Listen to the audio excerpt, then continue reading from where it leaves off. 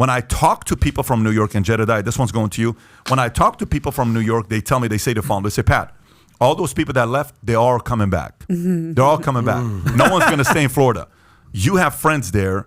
Are people that left New York coming back to New York? Not really, no. Especially if you owned a business and that business went through a lockdown and you had to shut it down and you had to figure out other options and you picked up your family and you picked up your business and you went to a state and now you're sitting in a place like Florida and you're realizing, wait a minute, I can make a heck of a lot more money here because there's not as much regulation, the tax structure is different, and you've just experienced a better life. There's a lot of those people. There's also a lot of people, I think New York is going to have a really challenging time because of the structure that existed for a long time around the office environment. You have all of these gigantic buildings. They're a fortune. The rents are extraordinary in New York City. And now you have all this remote work. A lot of those companies are not going back to in-office work. I know there's a call for a lot of them. There's a lot of them that are just not going to go back into that structure. There's a lot of people who work in the tech field, companies like Google. They're not going back into that structure. You have all of these really big, really expensive, empty buildings in New York City. I don't know what happens to those spaces. I really don't know. But a lot of the people that I talked to that left are not going back. Some people, keep a little bit of a footprint there. They have family there. They have friends there. But there's really a growing distaste for a lot of what New York City represents now. And until they get their crime, that's another thing. You have some people that it wasn't about a business decision. It was about a family decision. The crime was through the roof. They're in a place now where they feel safe, where they feel like their kid can run around and play, where they don't feel like there's a hefty hand of government, where the police force feels supported. And they're saying, even if I do love New York City and what it represents in my mind, that's not what it looks like today. So New York City would have to take a big step toward reversing a lot of this damage. And I don't know. Remember, the prices have to be worth it, right? It has to be worth it. You have to say, well, I'm going to be in the cultural mecca of the world. I'm going to be in New York City.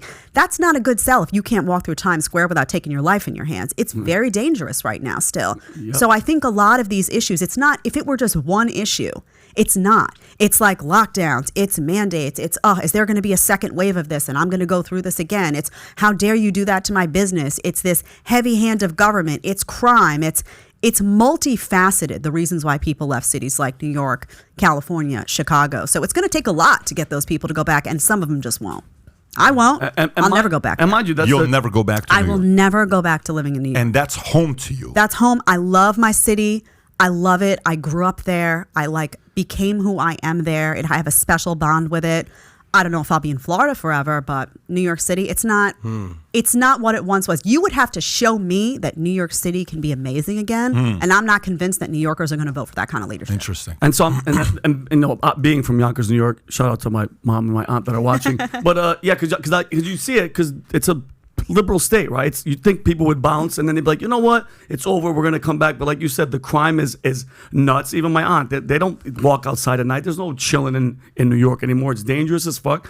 And the fact that, what was I saying? I lost my train of thought.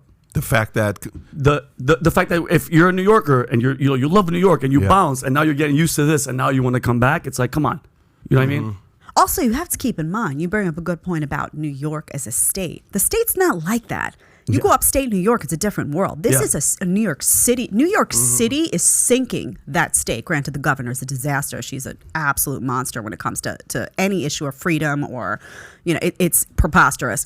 But regardless, that city is sinking the whole state. So you have people living great lives in upstate New York, and they're like, they dread, when those policies trickle out from New York City. And I'm pretty sure it doesn't help when the Amazon was going to open in New York, didn't they? Right. When they're trying to open it in Amazon, and then AOC and all them were like, nah, we don't want you here. It's not business friendly. Don't bring your business here. Yeah. Take your business out of here. Okay. Yeah. All right. I'm going to fight you. By the way, what you said about New York City is more liberal and blue and the rest of the state. That's literally for every state. You cannot point to one major city in the country, not one, that voted red. Just so you know. Yeah. L.A., New York, Chicago. I'm just letting you know. Every major city votes blue, and all rural votes red. And they're all sinking. Yeah. So there you go. Touché. Exactly. Right? But anyway, they are the major cities in the country. But here's my point. You guys are from New York. You're from L.A. Well, VIRN. Born and raised in Miami. I've only lived here my entire life, other than my beautiful stint in Addison, Texas, that I did for 7-8 months. You speak so lovingly about it, Adam. You love Texas. I burned out of my apartment, never looked back. But I've been seeing New Yorkers. I've said this before on the podcast. I've been seeing them play hopscotch with South Florida for 20 years now. They come down, they have a great time on New Year's, they live it up. You know, when I was a club promoter back in the day, we're like, the New Yorkers are coming, we're charging triple the price, you know, and then boom, they'd pay it, you'd make some money, peace out. And I would always wonder, when are these stupid suckers going to realize what we have going on here year round is better, rather than just 2 weeks for vacation? Yeah. And it took a freaking worldwide pandemic for them to be like, I'm done with this. Yeah. And obviously we're seeing what's happening here. And now there's people in South Florida, and some of our are holding Mayor Francis Suarez accountable, who I voted for. I really appreciate the guy. They're basically saying, you're bringing all these amazing people here. You're bringing crypto here. Look at, Ken Griffin, Citadel Capital. They're all coming here. What about us? Yeah. I went to paying $2,000 a month in rent. Now I got to pay $2,900. I can't afford it. So there's the good and the bad of all these New Yorkers bringing $21 billion worth of wealth down to South Florida, or Florida in general. Yeah, and by the way, what you just said is going to happen. You're going to see some of the people who live in Miami that can't handle that kind of lifestyle. They're going to live 30 minutes out. They're going to live 30 minutes out. And that happens in every city. When they're like, when Nikki Fried was here and she was talking about, what about the people that can't afford it? In LA, it happens as well. People move to Palmdale, California, or Lancaster. Yeah, yeah. Remember, Palmdale, Lancaster was God. Everybody moved to Palmdale, Lancaster all of a sudden. Quartz Hill was like the place in Palmdale to live. So that's going to happen as well. The test, I want to challenge all of you guys this week to do something. Everybody knows somebody in New York. This week, I want you to ask your friends in New York and see their reaction, okay? Ask them, hey, what do you think about this $21 billion of income lost? And, the story that just came out saying 300,000 people that left New York, the wealthiest, and they're staying in Florida. Are you seeing people coming back to New York? Do you have any stories like that? And just watch their reaction, because I said this. I'm going to do you one better. But no, finish your story. Yeah, I said this to somebody who's in the publishing industry, and she was in the PR business. Her reaction was, she was like offended. Oh, really? What do you mean? Everybody came back. Bullshit. They just left for that. You don't even know what you're talking. I'm like, I'm just asking a question. How are things in New York?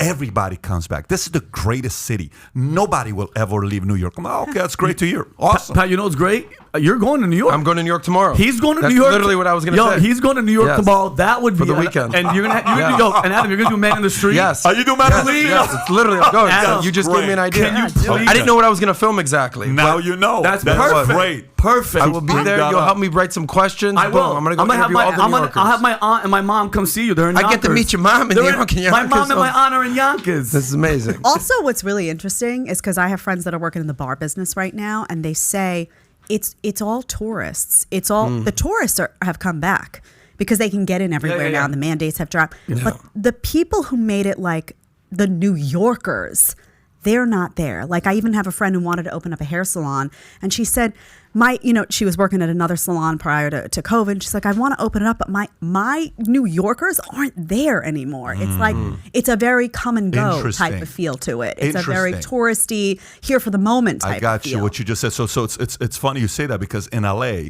what's happening is a lot of the guys that are the job creators, those who are doers, their friends who are doers left. Yep. And they're stuck with some people that are not doers. So even though they may love their state and they're staying, like Scott Rodriguez just commented saying, I'd love to leave it. I'd leave it in a heartbeat, but my family's there and my wife, my in-laws' family's there. So it's hard for him to leave. And shout out to Scott. He gave a super chat and wished everybody happy 4th of July. But a lot of people in LA who were like, well, I got to stay for my family. It's very hard when you don't have people to have dinner with or lunch with or conversation with or just go shopping with or just hang out with. Like, what happened to these friends of mine? They're leaving. That's an empty. You may love your state as much as you love. You may love your city as much as you love. But generally, what you love about your city is the culture, and culture is the people. When the 100%. people leave, the city's not the city. It's just real estate. It's just land. Yep. Yes, it's beautiful. Yes, it's great, but it's the people in that city that make it great. So if you like this clip and you want to watch another one, click right here. And if you want to watch the entire podcast, click right here.